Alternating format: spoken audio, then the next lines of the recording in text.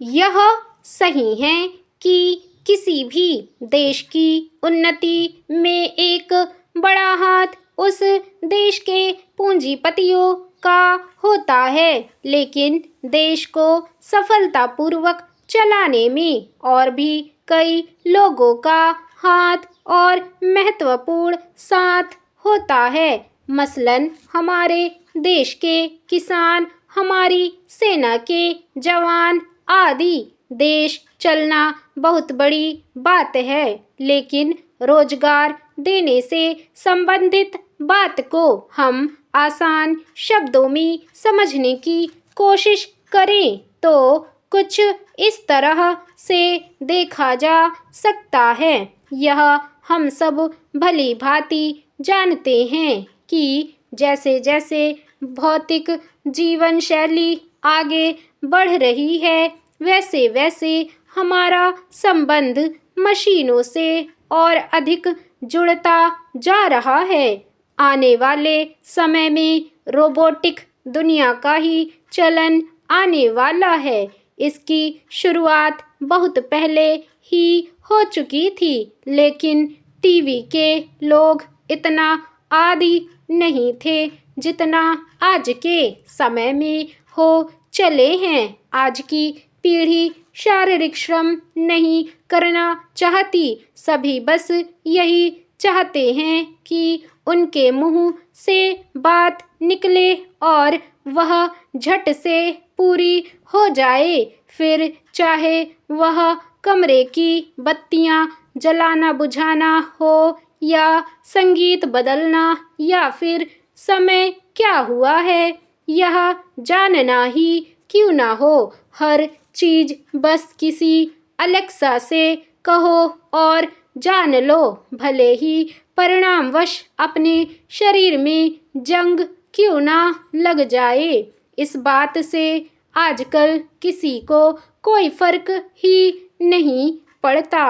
हालांकि इसमें भी सारा खेल धन का है, जो जितना धनाढ्य है उतना अधिक मशीनों से घिरा हुआ और बीमार भी है, विशेष रूप से मानसिक तौर पर, क्योंकि मशीनों के इस मायाजाल ने मनुष्य को इतना अकेला कर दिया है कि उसके सामाजिक और आपसी रिश्ते समाप्त हो गए हैं और हर किसी को इस तरह का अकेलापन खाए जा रहा है। बस उसी कमी को पूरा कर रही हैं कृत्रिम बुद्धिमत्ता जैसी मशीनें।